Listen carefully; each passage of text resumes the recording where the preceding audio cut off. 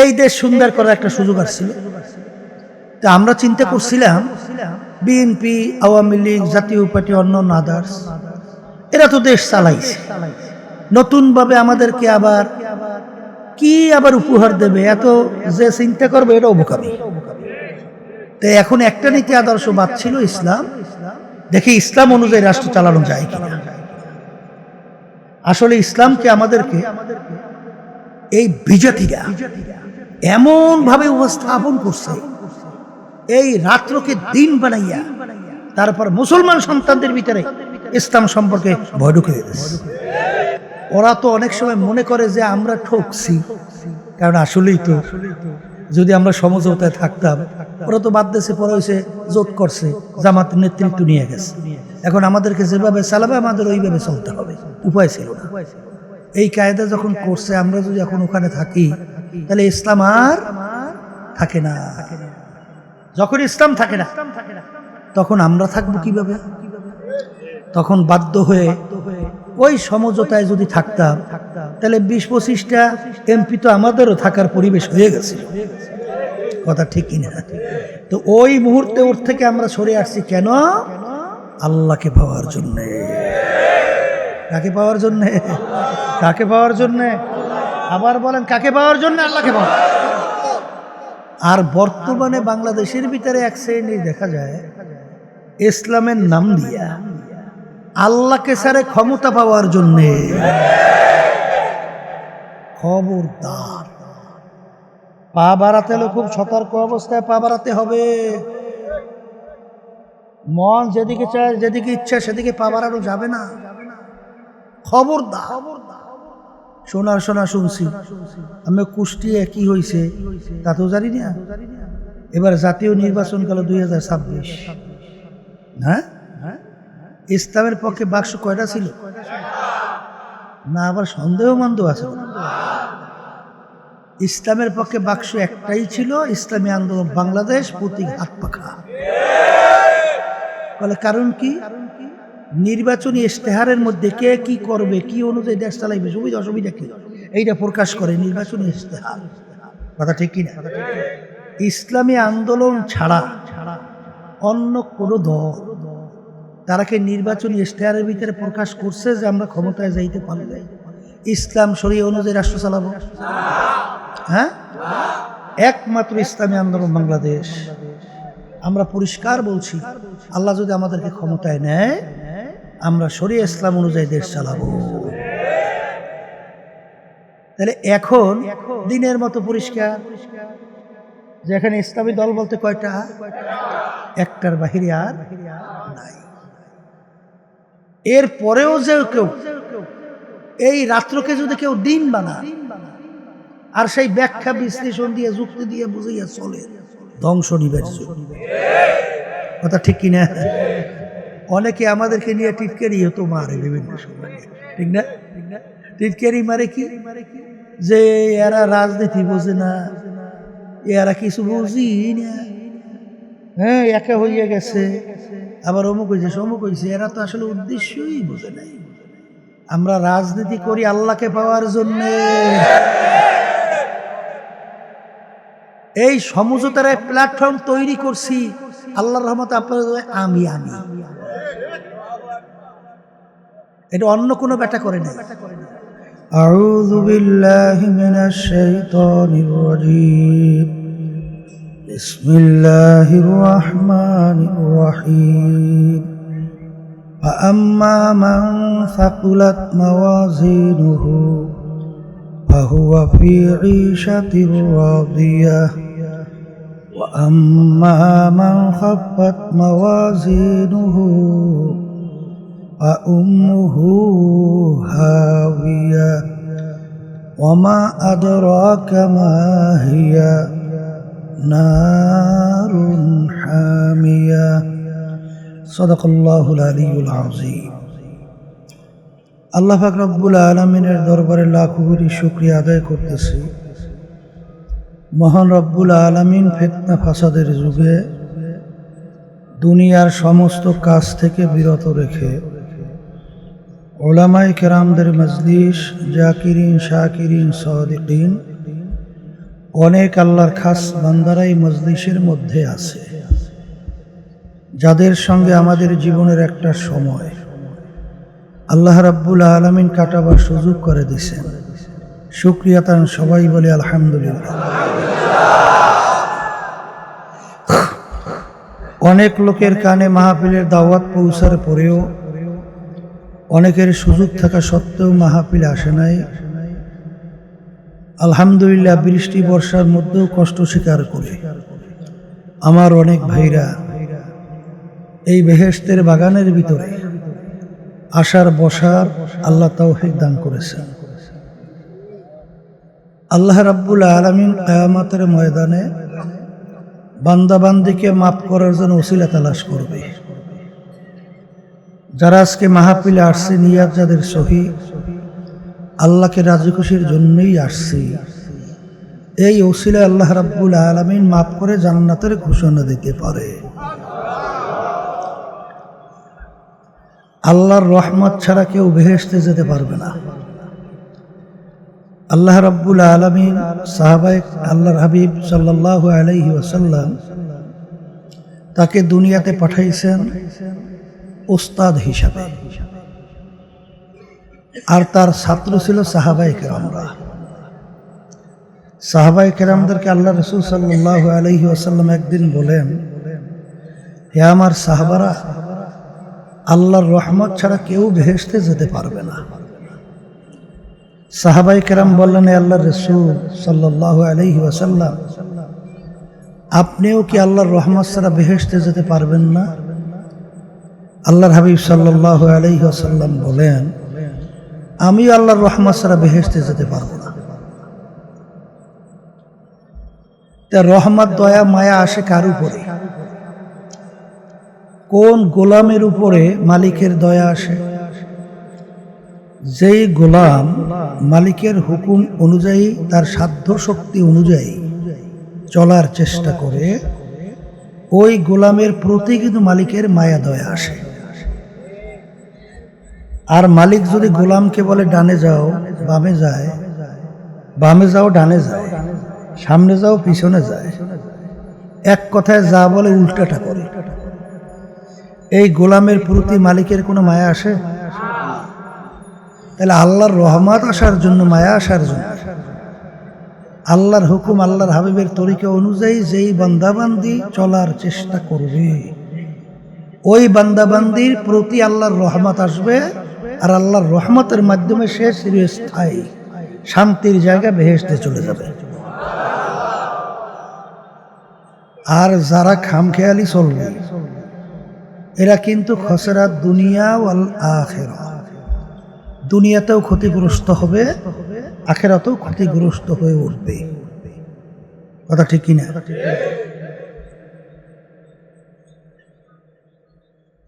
আমি আপনাদের সামনে যে প্রথম আয়াত শরীফ তেলাওয়াত করছিলাম, আয়াতের ভিতরে আল্লাহ কি বলছেন? যে মানুষগুলোকে আমি উঠাবো, অর্থাৎ তাদের আমল নামা দাড়ি পাল্লাই দিয়ে ওজন দেব। আমল মানে কাজ। যাদের নেকের পাল্লাটা ভারী হবে, তাদের জন্য আমি চিরস্থায়ী শান্তির জায়গা বেহেশত ঘোষণা করলাম। অর্থাৎ তাদেরকে বেহেশতে দেব, সুখের জায়গা, শান্তির জায়গা, স্থায়ী। আর আমল নামা দাড়ি পাল্লাই দিয়ে ওজন দেওয়ার পরে যাদের নেকের পাল্লাটা হালকা হবে, গুনার পাল্লা ভারী হবে, তাদের জন্য আল্লাহ রাব্বুল আলামিন এমন শাস্তির জায়গা বানায় রাখছেন, সেই শাস্তির জায়গার নাম হলো জাহান্নাম। আল্লাহ, আপনি আমাকে, আমাদের সবাইকে জাহান্নাম থেকে মুক্তি দান করেন। এখন কথা হলো, নেকের কাজ কোনটা, গুনার কাজ কোনটা, এইটা চিনাবার জন্যই, শিক্ষা দেওয়ার জন্যই আল্লাহ রাব্বুল আলামিন যুগে যুগে, আল্লাহ রাব্বুল আলামিন ধারাবাহিকভাবে তার পক্ষ থেকে নবী রাসূলদেরকে দুনিয়াতে পাঠাইছেন। আল্লাহ রাসূল সাল্লাল্লাহু আলাইহি ওয়াসাল্লাম সাহাবায়ে কেরামদেরকে কোনটা নেকের কাজ আর কোনটা গুনার কাজ, এইটা হাতে নাতে শিক্ষা দিয়েছেন। সাহাবায়ে কেরামদের থেকে শিখছেন তাবিঈনরা, তাবিঈনদের থেকে শিখছেন তাবিঈনরা, তাদের থেকে শিখছেন উলামায়ে মুতাকাদ্দিমিন, তাদের থেকে উলামায়ে মুতাআখিরিন, তাদের থেকে সিলসিলাওয়ারি, এখন পর্যন্ত হক্কানি উলামায়ে কেরাম খাঁটি নায়েবে রাসূলুল্লাহ। কথা ঠিক না? এখন নেকের কাজ দিয়ে বর্তমানে বাংলাদেশ ও তামাম দুনিয়ার মধ্যে বিভিন্ন ধরনের মতপার্থক্য, ঝগড়াঝাটি, ঝামেলা আছে না নাই?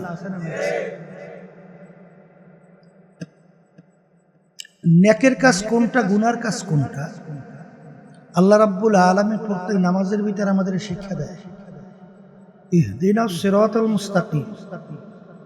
রব্বুল আলামিন আপনি আমাকে সিরাতাল মুস্তাকিমে চালান। সিরাতাল মুস্তাকিম কোনটা?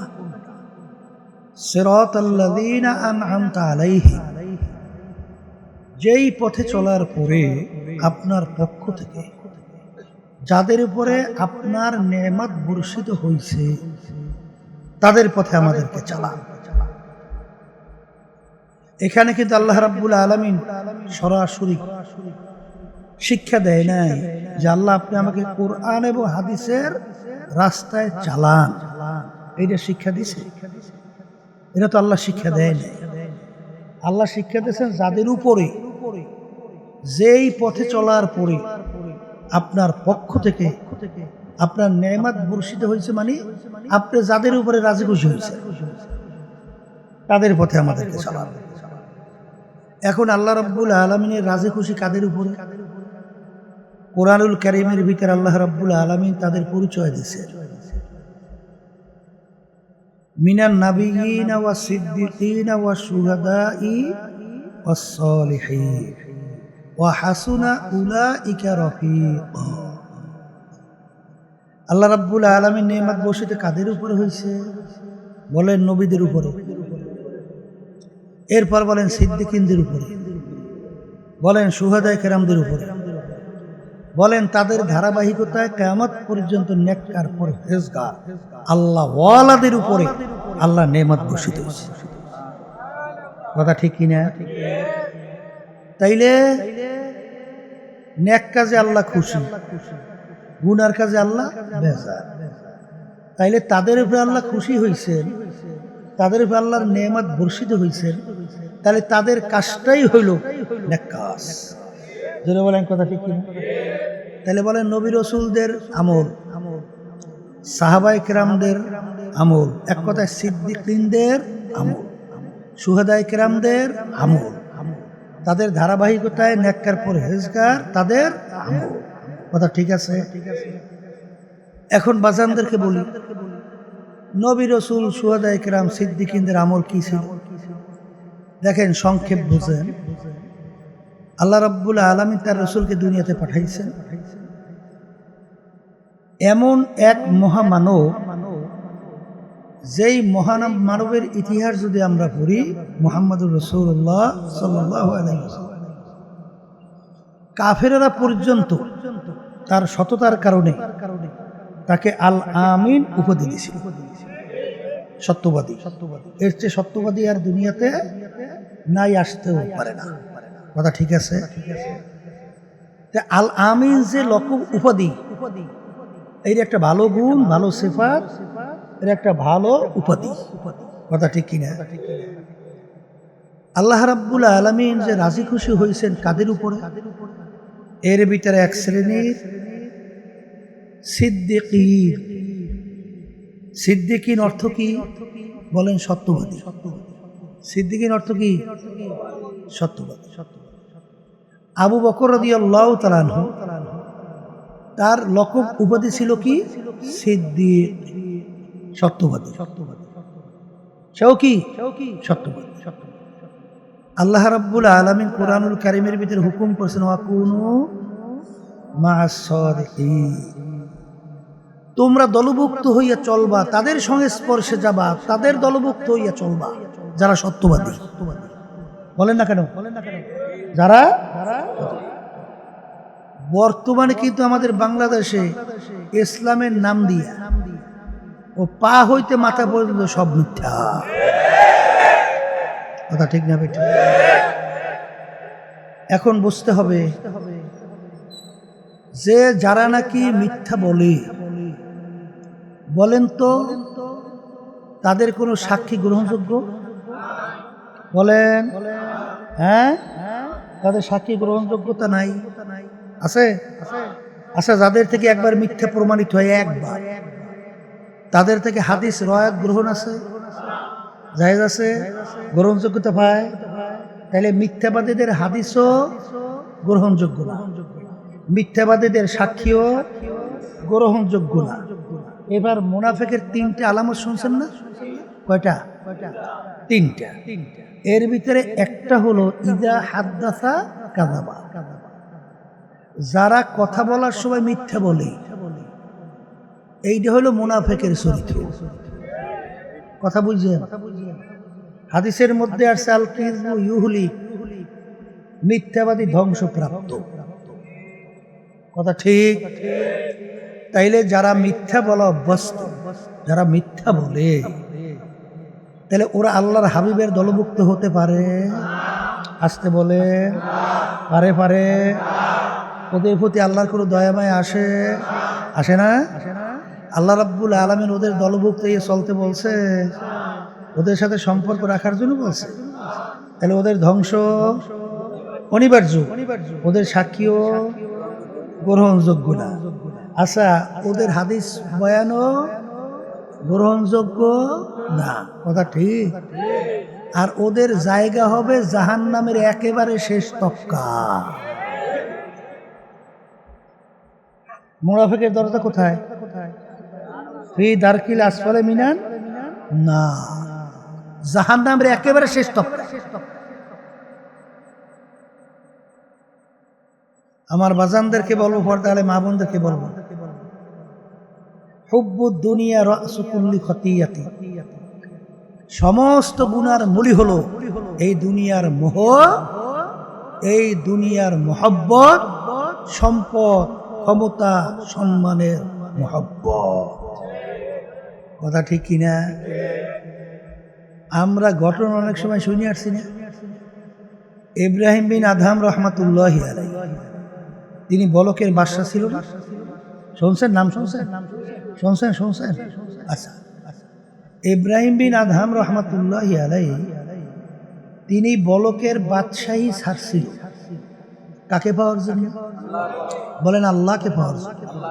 কাকে পাওয়ার জন্য? কি বাদশাহী ছাড়ছে না? ছাড়ে নাই? কাকে পাওয়ার জন্য? সাহাবায়ে কিরাম হিজরত কইরে মক্কা শরীফ থেকে মদিনায় গেলেন, ঘরবাড়ি ছাড়ছে, আত্মীয় স্বজন ছাড়ছে, এমনকি বিবি বাচ্চা পর্যন্ত ফেলাইছে। কথা বলে না? পেটের ক্ষুধায় পেটে পাথর বাঁধছে। এক পর্যায়ে কষ্টের ইতিহাস শুনলে শরীরের পশম দাঁড় হওয়ার মতো উপক্রম হয়। এই যে কষ্ট করলো, সবকিছু ছাড়লো, কাকে পাওয়ার জন্য? বলেন, আল্লাহকে পাওয়ার জন্য। আর বর্তমানে বাংলাদেশের ভিতরে এক শ্রেণী দেখা যায়, ইসলামের নাম দিয়া আল্লাহকে ছাড়ে ক্ষমতা পাওয়ার জন্য।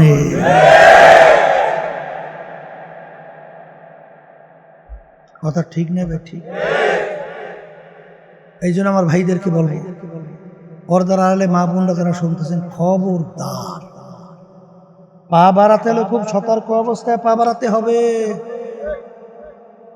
মন যেদিকে চায়, যেদিকে ইচ্ছা সেদিকে পা বাড়ানো যাবে না। খবরদার। যদি আপনি ইচ্ছা করে ধ্বংস হন, এ তো কারো কিছু করার না, যেরকম আছে। এর জন্য আমি আমার ভাইদেরকে বলবো, নেক আমল কোনটা? সাহাবায়ে কেরামদের আমল, সিদ্দিকীনদের আমল, শুহাদায়ে কেরামদের আমল। কথা ঠিক? তাদের ইতিহাস পড়লে দেখবেন জীবন গেলে হুঁশ থাকতে একটা মিথ্যা কথা বলে না। বলছে হায় রে। আর বর্তমানে এক শ্রেণীর বের হয়েছে মুনাফিকের চরিত্র, মিথ্যা ছাড়া চলতেই পারে না। ঠিক না? আল্লাহ আমাকে আমাদের সবাইকে মাফ করুন। সতর্ক অবস্থায় পথ চলতে হবে, সম্পর্ক রাখতে হবে। মন চাইলে যাদের সাথে তাদের সাথে সম্পর্ক রাখা যাবে না, তাদের সঙ্গে দলভুক্ত হয়ে চলা যাবে না। শোনা শুনছি আমি কুষ্টিয়া কি হয়েছে তা তো জানি না। এবার জাতীয় নির্বাচন গেল 2026। হ্যাঁ, ইসলামের পক্ষে বাক্স কয়টা ছিল না? আবার সন্দেহ মন্দ আছে। ইসলামের পক্ষে বাক্স একটাই ছিল, ইসলামী আন্দোলন বাংলাদেশ প্রতীক হাত পাখা। বলে কারণ কি? নির্বাচনী ইশতেহারের মধ্যে কে কি করবে, কি অনুযায়ী দেশ চালাইবে, সুবিধা অসুবিধা কি, এইটা প্রকাশ করে নির্বাচনী ইশতেহার। কথা ঠিক কিনা? ইসলামী আন্দোলন ছাড়া অন্য কোনো দল তারাকে নির্বাচনী ইশতেহারের ভিতরে প্রকাশ করছে যে আমরা ক্ষমতায় যাইতে পারলে ইসলাম শরীয়ত অনুযায়ী রাষ্ট্র চালাবো? হ্যাঁ, একমাত্র ইসলামী আন্দোলন বাংলাদেশ। আমরা পরিষ্কার বলছি, আল্লাহ যদি আমাদেরকে ক্ষমতায় নেয় আমরা শরীয়ত ইসলাম অনুযায়ী দেশ চালাবো। তাহলে এখন দিনের মতো পরিষ্কার যে এখানে ইসলামী দল বলতে কয়টা? একটার বাহিরে আর নাই। এর পরেও যে কেউ এই রাত্রকে যদি কেউ দিন বানায় আর সেই ব্যাখ্যা বিশ্লেষণ দিয়ে যুক্তি দিয়ে বুঝাইয়া চলে, ধ্বংস নিবের্য। কথা ঠিক কিনা? অনেকে আমাদেরকে নিয়ে টিটকারি হতো মারে বিভিন্ন সময়, ঠিক না? টিটকারি মারে কি? যে এরা রাজনীতি বোঝে না, এরা কিছু বুঝি না, হ্যাঁ একা হইয়া গেছে, আবার অমুক হয়েছে সমুক হয়েছে। এরা তো আসলে উদ্দেশ্যই বোঝে নাই।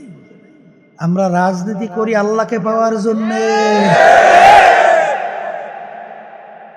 এই সমঝোতার প্ল্যাটফর্ম তৈরি করছি আল্লাহর রহমতে। আপনাদের আমি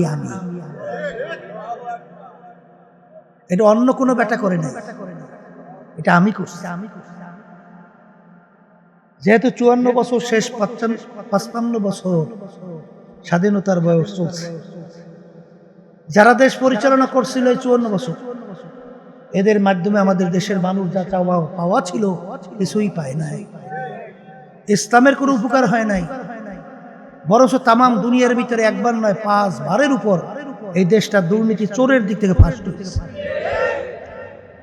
মায়ের কোলে সন্তানগুলো, মা সন্তান হারা হয়ে গেছে, গুম খুন, আমাদের দেশের টাকা বিদেশে পাচার, মিথ্যা কেসের মাধ্যমে লক্ষ লক্ষ মানুষের জীবন সংসার শেষ। কথা ঠিক কি? এই দেশ সুন্দর করার একটা সুযোগ আসছিল। তা আমরা চিন্তা করছিলাম বিএনপি, আওয়ামী লীগ, জাতীয় পার্টি, অন্যান্য আদার্স, এরা তো দেশ চালাইছে, নতুনভাবে আমাদেরকে আবার কি উপহার দেবে, এত যে চিন্তা করবে এটাও বোকামি। তো এখন একটা নীতি আদর্শ বাদ ছিল ইসলাম। দেখি ইসলাম অনুযায়ী রাষ্ট্র চালানো যায় কিনা। আসলে ইসলামকে আমাদেরকে এই বিজাতিরা এমন ভাবে উপস্থাপন করছে, এই রাত্রকে দিন বানাইয়া তারপর মুসলমান সন্তানদের ভিতরে ইসলাম সম্পর্কে ভয় ঢুকে দিয়েছে। আসলে ইসলাম শব্দের অর্থ শান্তি। কথা ঠিক না বেঠিক? অনেক সময় আমরা বলি না ইসলামের নীতি আদর্শ বুঝতে হবে, এর চেয়ে সহজ কিছু আছে? যেমন একটা উদাহরণ দিলেই বুঝবেন। এই ইসলামের ভিতরে একটা নীতি আদর্শ আছে, চুরি করলে হাত কাট। কি আছে? এখন এটা বোঝা লাগবে না কোন চোরের হাত কাটতে হইব? ইসলাম কিন্তু সব চোরের হাত কাটার নির্দেশ দেয় নাই। যারা অভাবে পড়ে চুরি করবে ইসলাম তাদের হাত কাটার নির্দেশ দেয় নাই। কিন্তু যারা স্বভাবে, যেমন আমাদের দেশের এমপিরা, মন্ত্রীরা, ডিসিএসপিরা, বড় বড় বিচাররা, যারা নাকি সরকারি সম্পদ চুরি করে, লুণ্ঠন করে, দুর্নীতি করে, এইবার বিভিন্ন ধোঁকাবাজি করে কলম দরিয়া টাকা দিলে দেয়, নাহলে চার্জশিট উল্টা যাই, ঘুষ খায়, সুদ খায়। এই এরা কি অভাবী না স্বভাবী? ইসলাম বলছে এই স্বভাবী চোরের হাত কাটে। এখন এই দেশের ভিতরে এই বড় মেয়ায় একটা যদি ধরি হাত কাটে, দেখবেন চোর মুক্ত বাংলাদেশ। কথা ঠিক হবে? এখন আইন তো থাকা লাগবে। আর এই চুরির জন্য সেদিন কেড়ে সর্ব নাই, এই কয়েকদিন আগে আমি বাড়িতে চুরি করতে গেছি, দেখেন তামসাটা, চুরি করতে যাইয়া এই মহিলার লাগে এক মহিলা, এই মহিলার লাগে খাতির বাজাইছে, ভালো করেছে। তার শেষ পর্যন্ত ওই কানের টিমাল, ওই যে স্বর্ণেরই আছে না, এগুলো খুলতে আছে, তখন দেখে বেলাইছে, বলে কি ব্যাপার, তুমি আমার সঙ্গে খাইলে, আমার বাড়িতে খাইলে, এখন তুমি আমার এগুলো চুরি করতে আসছো। বলার পরই ওই দা ছুরি দিয়ে পেটের মধ্যে এমন পোজ দিয়েছে, মানে এখন পর্যন্ত ঢাকায় শুনে আসছি, বাসে কিনা আল্লাহ ভালো জানে। এখন বলেন তো, এই ধরনের চোর, এই ধরনের সন্ত্রাসী দিন সারা দিন আপনি দেখবেন এই যে বিভিন্ন সংবাদপত্রে যে এই চুরি করতে যে কত মানুষ দৈনিক মারিয়ে ফেলায়, মারে না মারে না। আর এত বড় এই চোর থেকে মানুষ বাঁচার জন্য, সমাজ পাওয়ার জন্য, মুক্তি পাওয়ার জন্য এরকম দুই একটা যদি ধরিয়া হাত কাটিয়ে দেওয়া যায়, তাইলে দেশ চোর মুক্ত হওয়ার জন্য আইন লাগবে না, কথা কয় না। আপনি দেখেন যে দেশে একটু নিয়ম ছিল, সৌদি আরবে এক যুগের মধ্যে একটা হাত কাটা হয়েছে, আমার তো জানা নাই, আইন আছে দেখবেন সব সোজা হয়ে যাবে, কথা ঠিক কিনা? এই জন্য দেখেন বর্তমানের দেশের যে আইন বিচারে সিংহবাগ খুনিরা পার পাইয়ে যাইতে আছে, কথা কয় না। আপনাদের কি জানা আছে? আমার বহুত জানা আছে। সিংহভাগ এই খুনিরা পার পাইয়ে যাইতে আছে, ওদিকে নির্দোষ মানুষগুলো অনেক সময় ফাঁসি হয়ে যায়। এই দুর্নীতির কারণে অপরাধীরা খালাস পায় আর নিরপরাধীরা আটকা পড়ে যায়। এই দেশের ভিতরে এই নিয়ম, এইটা ইসলামী নীতি আদর্শ ছাড়া এই দেশ কখনোই সুন্দর হওয়ার আশা করা যায় না। তামাম দুনিয়া কোথাও শান্তির আশা করা যায় না। এই জন্য ইসলাম আমাদেরকে এমন ভাবে উপস্থাপন করছে, ওই গ্রামে একটা প্রবাদ বাক্য আছে, চুন খাইয়ে মুখ পুড়িয়ে গেলে দদিও সাদা চুনও সাদা, দদি দেখলে বলে ভয় পায়, কথা ঠিক কিনা? ওরা দদিকে আমাদের সামনে বিজাতিরা ইসলাম শান্তিকে এমন ভাবে উপস্থাপন করছে, মনে হয় যেন ওইটা খাইলে মুখ পুড়িয়ে যায়, কথা ঠিক কিনা? এই জন্য আমার বাজানদেরকে বলবো, শোনেন, খুব সতর্ক অবস্থায় পা বাড়াতে হবে। আর আপনারা সবসময় মনে রাখেন, পথ চলবেন, সহযোগিতায় থাকবেন, ওই আয়াত মনে রাখেন, ওয়াতাআওয়ানু আলাল বিররি ওয়াত তাকওয়া ওয়ালা তাআওয়ানু আলাল ইসমি ওয়াল উদওয়ান। আল্লাহ রাব্বুল আলামিন বলছেন, তোমরা ভালো কাজের সহযোগিতায় সাথে থাকো, খারাপ কাজের বিরোধিতায় থাকো, ওদের সঙ্গ ত্যাগ করো। কি জোরে বলেন, কথা ঠিক? তাহলে এর জন্য ওরা তো অনেক সময় মনে করে যে আমরা ঠকছি, কারণ আসলেই তো যদি আমরা সমঝোতায় থাকতাম, ওরা তো বাদ দেশে পরে হয়েছে, জোট করছে, জামাতের নেতৃত্ব নিয়ে গেছে, এখন আমাদেরকে যেভাবে চালাবে আমাদের ওইভাবে চলতে হবে, উপায় ছিল না। এই কায়দা যখন করছে, আমরা যদি এখন ওখানে থাকি, তাহলে ইসলাম আর থাকে না। যখন ইসলাম থাকে না, তখন আমরা থাকবো কিভাবে? তখন বাধ্য হয়ে ওই সমঝোতায় যদি থাকতাম, তাহলে 20-25টা এমপি তো আমাদেরও থাকার পরিবেশ হয়ে গেছে, কথা ঠিক কিনা? তো ওই মুহূর্তে ওর থেকে আমরা সরে আসছি কেন? আল্লাহকে পাওয়ার জন্যে। কাকে পাওয়ার জন্যে? কাকে পাওয়ার জন্যে? আবার বলেন, কাকে পাওয়ার জন্য? আল্লাহকে পাওয়ার, কথা ঠিক কিনা?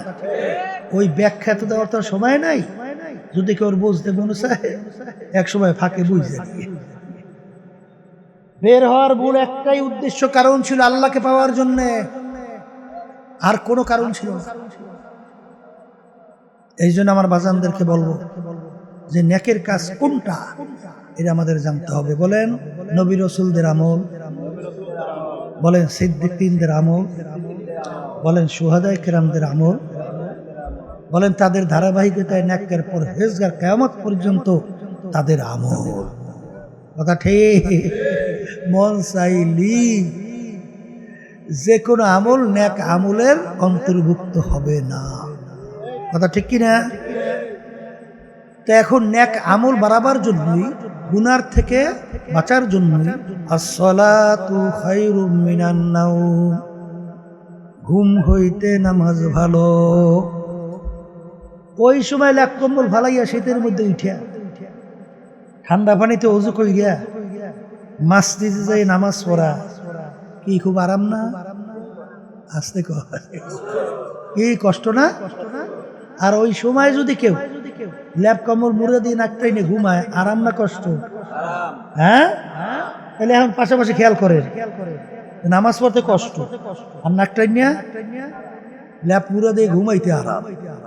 রমজান মাসে রোজা, গরমের দিন, কাজকর্ম করা লাগবে খেতে কামারে। হায় রে হায়, মাগরিবের আগে আগে আরে পানির পিপাসায় গলা শুকাইয়া মনে হয় দেখলে এক পুকুরে পানি খেয়ে ফেলে, ঠিক কিনা? আর ওই সময় এক শ্রেণী দেখবেন দিনে দুপুরে মনে হয় আল্লাহর সঙ্গে চ্যালেঞ্জ করে লোকালয়ের মধ্যে খায় পান করে, মনে হয় আল্লাহর লাগে চ্যালেঞ্জ দিয়েছে, তুমি রোজা হুকুম ফরজ করছো, আমি মানি না, খাইয়ে প্রমাণ করে দেখাইতে কি। তাইলে ওই সময় খাইয়ে লইয়া পানি টেনে খাইয়া খুব আনন্দ ফুর্তিতেই তো দিনটা যায়। আর যে রোজা রাখে এ বোঝে রোজায় কত কষ্ট, কষ্ট করা লাগছে কি লাগে নাই? পর্দা করা কি কার হুকুম? আবার একটু বলে, কয় লক্ষ সুন্নাত, কোটি সুন্নাত 31 গুলো একটা ফরজের সমান হবে? এই জন্যই তো ওই ক্ষমতায় যাও লুবিরা, ছেলেরা সরো, মেয়ে বন্ধুরা আসো, বৈষম্য দূর করব। তাই ছেলে মেয়েদের ভিতরে পার্থক্য তো আমি করছি না, আল্লাহ করছে। তাহলে বৈষম্য আল্লাহ করছে? নাউযুবিল্লাহ।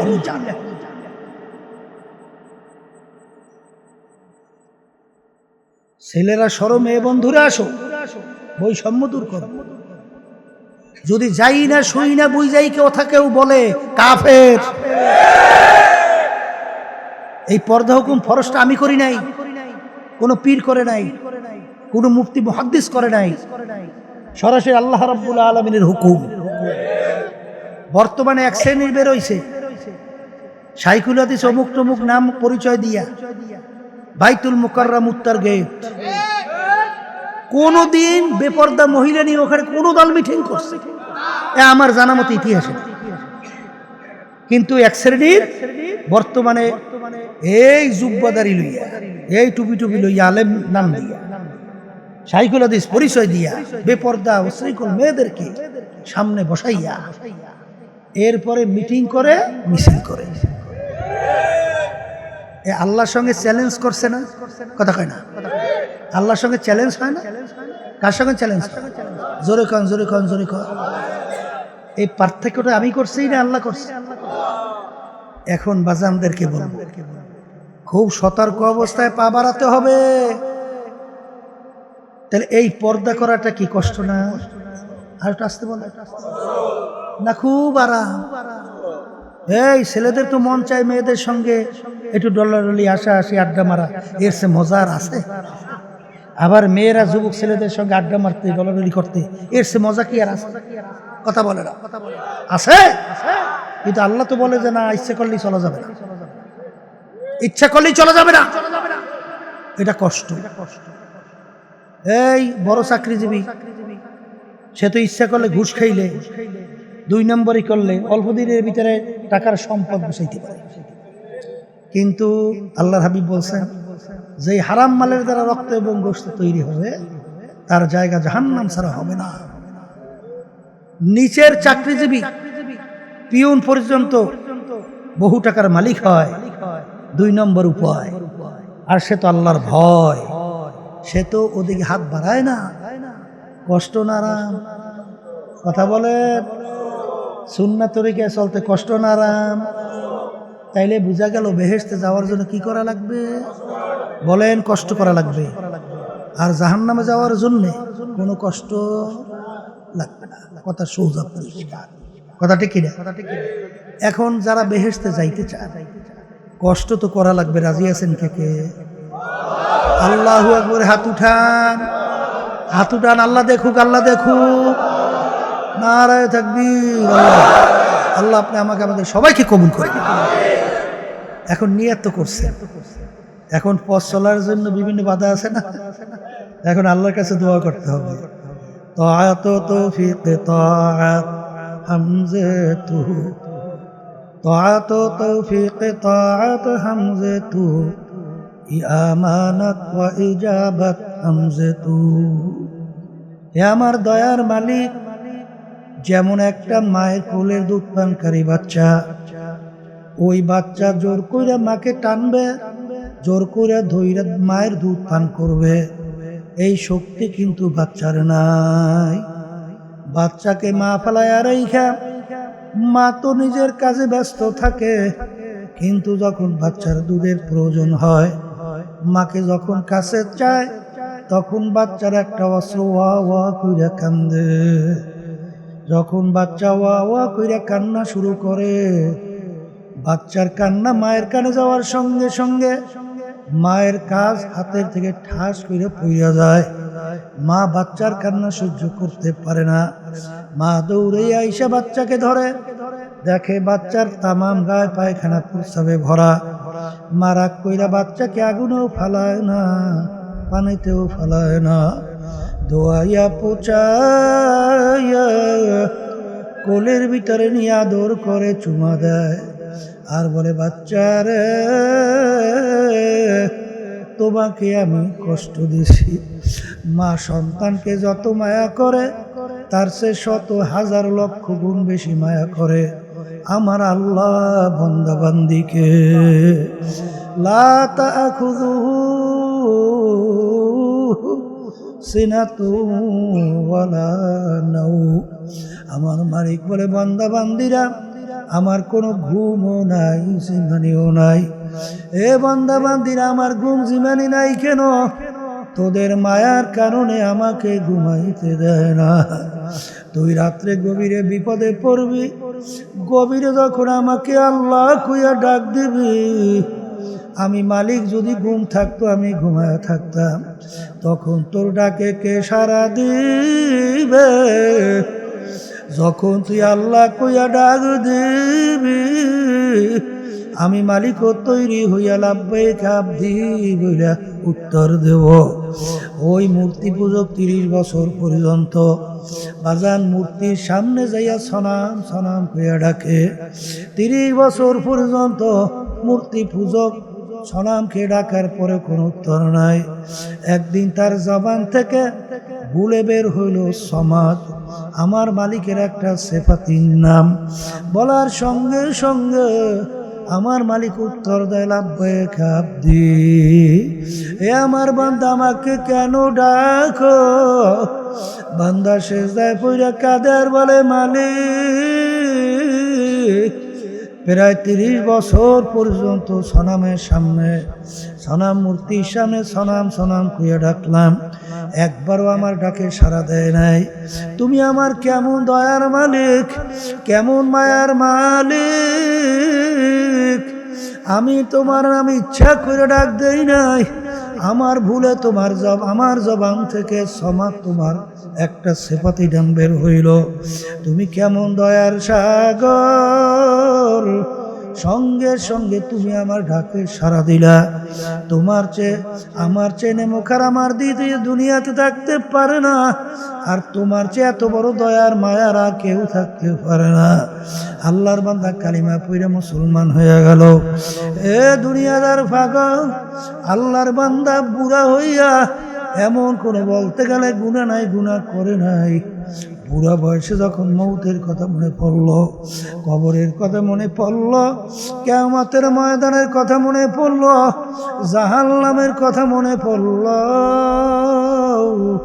তখন চিন্তা করলো তাওবাতুন নাসুহা, খালেস তওবা না কইরা যদি আমি কবরে যাই, ওই কবরে আযাব সেকেন্ডে সহ্য করার শক্তি আমার নাই। ওই সাবে পেঁচাইয়া পেঁচাইয়া ঠোকরাইবে, ওই ঠোকরানির বিষ সহ্য করার শক্তি আমার নাই। আরে গর্জু দিয়া ফেরেশতা কিয়ামত পর্যন্ত পিটাবে, ওই সহ্য করার শক্তি আমার নাই।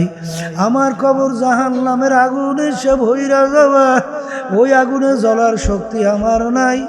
আমার আলেমের বাড়ি যাওয়া লাগবে, তওবা করতে হবে। আল্লাহর বান্দা রওনা করলো, পথের ভিতরে হায়াত শেষ। আল্লাহর বান্দা পথের মাঝেই মারা গেল। জাহান্নামের ফেরেশতা আসলো আল্লাহর বান্দার রূহকে জাহান্নামে নেওয়ার জন্য। বেহেশতের ফেরেশতা আসছে রূহকে বেহেশতে নেওয়ার জন্য। জাহান্নামের ফেরেশতার যুক্তি, বান্দা তো এখনো তওবা করতে পারে নাই, রূহ আমরা পাবো। আর বেহেশতের ফেরেশতা বলে, বান্দা তো তওবা করার জন্য রওনা করছে, পথের ভিতরে বান্দার হায়াত শেষ হয়ে গেল, বান্দার কি দোষ, রূহ তো আমরা পাবো। আল্লাহ রাব্বুল আলামিন বললেন, ফেরেশতারা জমিন মাফ, দেখো বান্দা যেখানে মারা গেল সেখান থেকে তার বাড়ি কাছে না আলেমের বাড়ি কাছে? যদি আলেমের বাড়ি কাছে হয় রূহ নিয়ে যাইবে বেহেশতের ফেরেশতা, আর যদি আলেমের বাড়ি দূরে হয় তার বাড়ি কাছে হয় রূহ নিয়ে যাইবে জাহান্নামের ফেরেশতা। বান্দা যেখানে মারা গেল সেখান থেকে আলেমের বাড়ি ছিল দূরে, তার বাড়ি ছিল কাছে। আল্লাহ রাব্বুল আলামিন জমিনকে ডাক দিয়ে বলে, জমিন আমার বান্দার জন্য আলেমের বাড়ি কাছে হইয়া যাও। যখন জমিন মাইপা দেখে আলেমের বাড়ি কাছে তার বাড়ি দূরে, তখন আল্লাহ আল্লাহু আকবার, তখন তার রূহ নিয়ে গেল বেহেশতের ফেরেশতা। আমার মালিক তো কিভাবে বান্দা বান্দিকে মাফ করবে? আখারে বান্দা বান্দি বেলাইনে জাহান্নামের রাস্তায় চলে, আর আমার মালিক তাকাই অপেক্ষায় থাকে কখন আমার বান্দা আমাকে আল্লাহ বইলা ডাক দিবে। আমি মালিক তার ডাকের উত্তর দেব, তাকে আমি টাইনে আমার কুদরতি কোলের ভিতরে জায়গা দেব, আর ওর জীবনের গুনাহ আমি নেকের দ্বারা পরিবর্তন করব। এ দুনিয়াদার পাগল,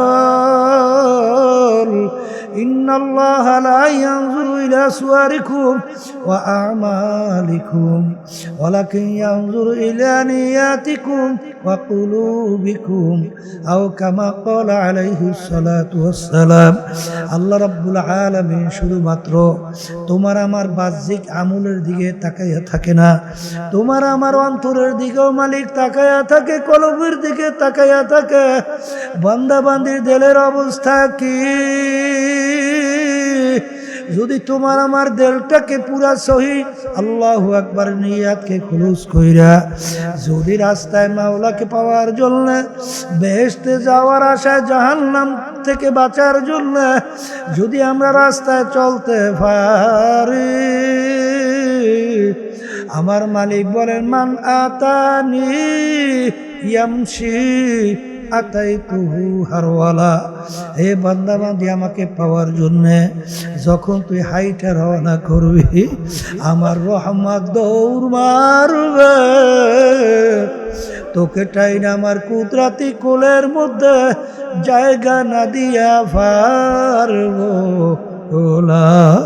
এই জন্য আমার বাজানদেরকে বলবো, পর্দালে মা বোনদেরকে বলবো, দলাদলি সারো বাজান, ক্ষমতার মোহ সারো, টাকার গরম সারো, মাতুকবাড়ি সরদারি সারো। কিসের সম্মান পাও, কিসের সম্মান চাও? আমার আব্বাজান রহমাতুল্লাহি আলাইহি একটা উদাহরণ দিয়া বলতেন, ডাকাইতের দলের সরদার, ওর কত পাওয়া, ওর দলীয় লোক যদি কোনো অন্যায় করে অনেক সময় গুলি করে পর্যন্ত মাইরা ফেলায়, বিভিন্ন ধরনের শাস্তি প্রয়োগ করে। ওর মাতুকবাড়ি সরদারি কতক্ষণ?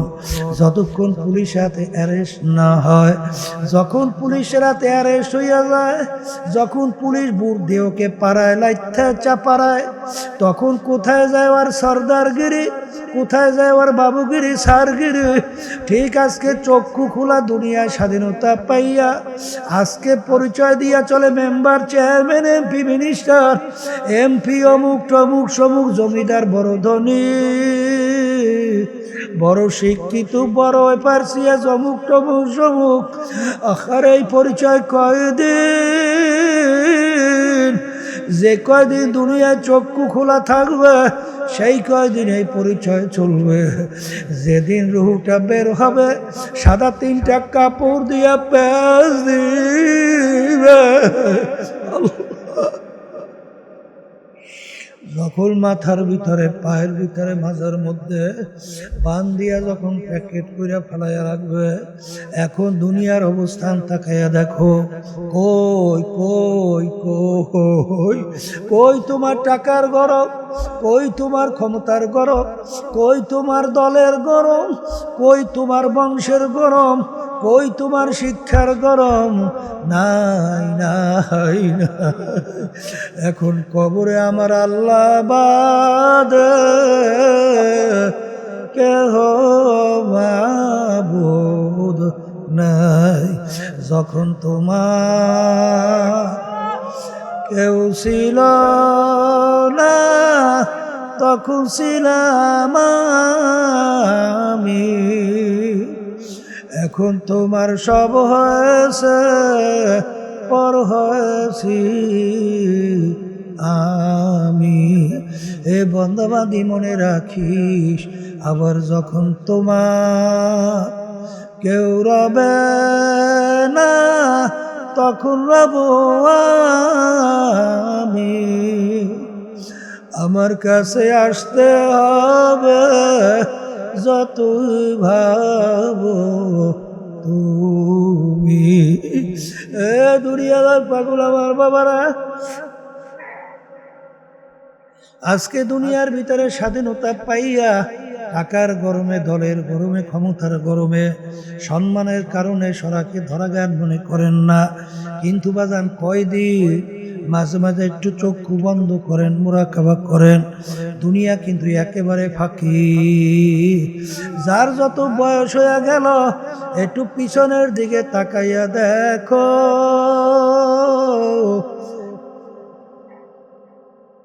মনে হয় যেন সব কালকের ঘটনা। ওদিকে আয়নার সামনে যখন চেহারার দিকে তাকাই দেখি দাড়িগুলা পাইকা যাইতেছে। আল্লাহ আল্লাহ, কোন জায়গা থেকে রাত্র গেল, দিন গেল, সপ্তাহ গেল, মাস গেল, বছর গেল। আহারে কত লোক নিয়ে বাজারে বাজার করলাম, চায়ের টেবিলে চা খাইলাম। আহারে কত লোক নিয়ে গল্পের টেবিলে গল্প করলাম।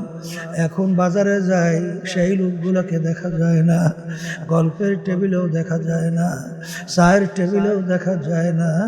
আমার আম্মা কোথায় গেল, আমার আব্বা কোথায় গেল, আমার দাদা দাদু নানা নানু কোথায় গেল, আমার পড়শিরা কোথায় গেল। আরে তামাম দুনিয়া যে কোনো প্রান্তে মানুষ থাকলে সেকেন্ডের মধ্যে যোগাযোগ করা যায়, কিন্তু বাড়ির দরজায় আমার আম্মা আব্বা ঘুমায়া রইল, কই আজ পর্যন্ত খবর নিতে পারে নাই, দিতেও কিন্তু পারে নাই। এই জন্য আমার বাজানদেরকে বলবো, পর্দালে মা বোনদেরকে বলবো, আর দুনিয়া আরে আল্লাহ, আরে যে দুনিয়া আর দুনিয়া দারুল মেহনে বালা, দুনিয়া হলো বালা মুসিবতের জায়গা, কষ্ট ক্লেশের জায়গা, বিপদ আপদের জায়গা। এখানে কেউ শান্তি চাইলে কেউ কোনোদিন পায় নাই, কেউ কোনোদিন পাবে না। এই গরমে, এই ঠান্ডা, এই ছেলে মেয়ে কথা শোনে না, এই স্ত্রীর কথা শোনে না, স্বামীর কথা নিয়ম অনুযায়ী চলে না। আরে শত্রু মিত্র অভাব নাই, আরে রোগ ব্যাধির শেষ নাই। এরকম করতে করতে একদিন ঘোষণা হবে অমুকে আর দুনিয়াতে নাই। এই হলো দুনিয়ার জিন্দেগি। আল্লাহ রাব্বুল আলামিন তোমাকে আমাকে বুঝাবার জন্যে কোরআনুল কারীমের ভিতরে বলছেন, কিয়ামতের ময়দানে একজন আর একজনকে জিজ্ঞাসা করবে, ভাই কামলা বিছনা, আমরা দুনিয়ার ভিতরে কতদিন ছিলাম? একজনে বলবে লাবিসনা ইয়াউমান আও বা'দা ইয়াউম, ভাই একদিন অথবা একদিনের অংশ কিছু মনে হয় ছিলাম। আর একজনে বলবে না না না, ফাসআলিল আদ্দি, যারা হিসাব রাখছে তারাই বলতে পারবে। আমার তো মনে হয় ঘরের এক দরজার থেকে ঢুকলাম, অন্য দরওয়াজা থেকে বের হয়ে আসলাম, ঢুকলাম বের হইলাম, ঢুকলাম বের হইলাম। এরকম তো আমার কাছে দুনিয়ার জিন্দেগি মনে হয়। ভালো কইরা চিন্তা ভাবনা কইরা কবরে রওনা করেন। কারণ বাজান এই দুনিয়ার যত সম্পদ সম্মান যাহা কিছু দেখো সব কিন্তু একদিন নিমিষ বিলীন হয়ে যাবে। কিন্তু আখিরাতের জিন্দেগি দুনিয়ায় থাকা অবস্থায় ঈমান নির্ভেজাল না আমলের পাল্লা যদি ভারী কইরা না যাইতে পারো, এমন অশান্তির জায়গা মালিক বানায় রাখছেন, যেই অশান্তির জায়গার নাম হলো জাহান্নাম। আমার আল্লাহ কুরআনুল কারীমের ভিতরে বলেন, কুল্লামা নাদিজাত জুলুদুহুম বাদদালনাহুম জুলুদান গায়রাহা। জাহান্নামের আগুনে জ্বলতে জ্বলতে ওদের শরীরের চামড়াটা পৃথক হইয়া জমিনের ভিতরে ধারাস করে পড়িয়া যাবে। লা ইয়ামুতু ফিহা ওয়ালা ইয়াহইয়া, এত কষ্টের পরেও মানুষ বাঁচবেও না মরবেও না, আবার নতুন চামড়া গজাইয়া যাবে, আবার পড়তে পড়তে চামড়া পইরা যাবে। আল্লাহ, এ মুসলমান বিশ্বাস করো না? আল্লাহ আল্লাহ, আমি বলি নাই, কোনো পীর মুক্তি বলে নাই, আল্লাহ রাব্বুল আলামিন কুরআনুল কারীমের ভিতরে বলছেন। এই জন্য বাজান আমরা শুনাইতেছি, কুল্লামা নাদিজাত জুলুদুহুম বাদদালনাহুম জুলুদান গায়রাহা। আল্লাহ, চামড়া শরীর থেকে খইসা পইরা যাবে। আল্লাহ, এ দুনিয়াদার পাগল আমার বাবারা, আজকে ঠান্ডার ভিতরে শীতের ভিতরে আমরা টোসৌলাইছে ল্যাপমুনা দিয়া ঘুমাই। আমার মালিক জাহান্নামের মধ্যে ল্যাপ তোষকের ব্যবস্থা রাখছে। অমিন জাহান্নামা মিহাদুন ওয়া মিন ফাওকিহিম গাওয়াশ। আমার মালিক বলে, ও ফেরেশতারা, নাফরমানদেরকে আমি এত নেয়ামত দুনিয়ার ভিতরে দিয়া ওদেরকে আমি পালছিলাম, আমার হুকুম অনুযায়ী চলে নাই। আরে ওদের জন্য জাহান্নামের তোষকের ভিতরে শোয়াও, এইবার জাহান্নামের ল্যাপ ওদের গায়ের ভিতরে উঠাও। আল্লাহ, চতুর্পাশ দিয়া বল্টু দিয়ে আটকাও, এরপর জাহান্নামের আগুন ল্যাপ তোষকে ধরাইয়া দাও। আল্লাহ, আপনি আমাকে আমাদের সবাইকে মাফ করে দিয়ে, কি যাত না বিষয় বুঝিবে সে কি কবু আসিবি সে ধ্বংসিনী যারে। বাজার, যার পেটে ব্যথা করে সে পেটে ব্যথার মর্ম বুঝে, যার মাথা ব্যথা করে সে মাথা ব্যথার মর্ম বুঝে, যার শরীরে আগুন লাইয়া সে একমাত্র আগুনের জ্বালা যন্ত্রণা বোঝে। এ দুনিয়াদার পাগল আমার বাবারা, আল্লাহর হাবিব অল্প বয়সে তার দাড়ি মোবারক পাইকে গেল, পিঠ মোবারক গুজা হয়ে গেল। সাহাবায়ে কেরাম বলে, আল্লাহ রাসূল সাল্লাল্লাহু আলাইহি ওয়াসাল্লাম, এত অল্প বয়সে আপনার দাড়ি মোবারক কেন পাকলো, আপনার পিঠ মোবারক কেন গুজা হইল? আল্লাহর হাবিব বলেন, আল্লাহ রাব্বুল আলামিন কুরআনুল কারীমের মধ্যে বেনমাজি যারা 5 ওয়াক্ত ঠিকমতো নামাজ পড়ে না, বেরোজগার যারা ঠিকমতো রমজানের রোজা রাখে না, বেপরদা চলন না যারা ঠিকমতো পর্দা করে না, যারা হারাম হালাল তমিজ করে খায় না চলে না, যারা আমার তরিকা সুন্নাত অনুযায়ী চলে না, তাদের ব্যাপারে আমার মালিক যা আযাব গজবের ঘোষণা দিছে। ওই 1 সেকেন্ডের আযাব সহ্য করার শক্তি দুনিয়ার কোনো মানুষের নাই। আমার উম্মত কিভাবে জাহান্নামের আগুনে জ্বলবে, এই চিন্তায় চিন্তায় আমি রসুলের দাড়ি পাইকা গেল, আমি রসুলের পিঠ মোবারক গুজা হয়ে গেল। আল্লাহর হাবিব কিন্তু তার নিজের চিন্তায় দাড়ি মোবারকও পাকে নাই, পিঠ মোবারকও গুজা হয় নাই। তোমার আমার চিন্তায় চিন্তায় পিঠ মোবারক গুজা হয়ে গেছিল। এই জন্য আমার বাজানদেরকে বলবো, আর দুনিয়া মাজরাতুল আখিরা, এই দুনিয়াটা আখিরাতের সম্বল সম্পদ কামাই করার জায়গা। এই দুনিয়ায় থাকা অবস্থায় ওয়াকুনু মাস সাদিকিন, আমার মালিক বলেন সাদিকিনদের সংস্পর্শে যাও, তাদের সঙ্গী হয়ে যাও। বাজানদেরকে বলবো, চরমনাই তরিকার নাম হলো চিশতিয়া সাবিরিয়া তরিকা। বাজান একটু পরীক্ষা কইরা দেখেন, যারা এই তরিকার সঙ্গে জড়াইয়া নিয়ম অনুযায়ী চলে, আল্লাহর ফজল ও কর্মে দেখা যায় দিনার দিন তাদের নেকির দিকে দিল মন ঝোঁকে, গুনার থেকে আল্লাহর ফজলে ফেরে। আগে চোখে পানি ছিল না, আসতো না, আল্লাহর ফজল ও কর্মে এখন জোর কইরাও যখন গুনার কথা মনে পড়ে, জোর কইরাও চোখের পানি ঠেকায় রাখতে পারে না।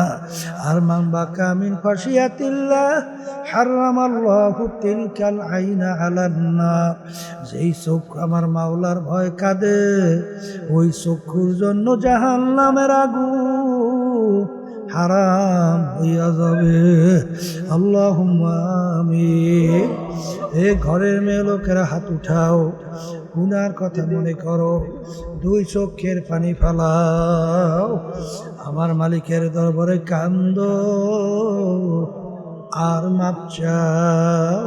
যদি কান্না না আসে মনকে বুঝো রে মন, একদিন এই ঘরের দরজা দিয়া নতুন বউ হয়ে উঠছিল রে মন। কত মেয়ে লোকে শরবত খাওয়াইলো, কত মেয়ে লোকে বাতাস করলো, আবার এমন একটা দিন আসবে এই ঘরের দরজা দিয়া মরা লাশ হইয়া বের হওয়া। ছেলে কানবে মামা করে, মেয়ে কানবে মামা করে, জবাব তো আর দিবা না। আল্লাহ, আপনি এই মাঠের দিকে চাইয়া দেখে আপনার বান্দারা কিভাবে কান্দে। মালিক আমাদের ছেলেও মরে নাই, মেয়েও মরে নাই, গুনাহ করে বসছি রে, মাফ করে দেন গো মাওলা, মাফ করে দেন। আল্লাহর বান্দারা জোর করিয়া কান্দে। সন্তান মারা গেলে চোখে পানি আসে, সম্পদ নষ্ট হয়ে গেলে চোখের ভিতরে পানি আসে। তোমার আমার গুনার কারণে যে জাহান্নামের আগুন জ্বলছে, ওই জাহান্নামের আগুন চোখের পানি ছাড়া ঠান্ডা হবে না। আল্লাহ যাদের উসিলায় মাহফিল হইল, যারা মাহফিলের জন্য চেষ্টা খাটনি সাহায্য করলো, আমরা যারা মাহফিলে উপস্থিত হয়ে গেলাম, আমাদের সবার উপরে খাস মেহেরবানি নাজিল করেন আল্লাহ। আল্লাহ আমাদের আম্মা আব্বা আত্মীয় স্বজন যারা অন্ধকার কবরে শুয়ে রয়েছে, সবার কবরকে বেহেশতের বাগান বানায়া দেন আল্লাহ। মাদ্রাসাকে সহিভাবে কবুল করে নেন আল্লাহ। মাদ্রাসার ঋণ হয়ে গেছে, ঋণ থেকে মুক্তি হওয়ার ব্যবস্থা করে দেন। আমার ভাইদের, আমার মা বোনদের আল্লাহ দিনী প্রতিষ্ঠান, সহি দিনী প্রতিষ্ঠান, দিনী কাজের দিকে মন দেল ঝুঁকাইয়া দেন আল্লাহ। কে কোন নিয়তে হাত তুলছে জানি না, আমাদের সবার দিলের নেক মাকসাদগুলো পুরা করে দেন। সুবহান রাব্বিকা রাব্বিল ইজ্জাতি আম্মা ইয়াসিফুন ওয়া সালামুন আলাল মুরসালিন ওয়াল হামদুলিল্লাহি রাব্বিল আলামিন।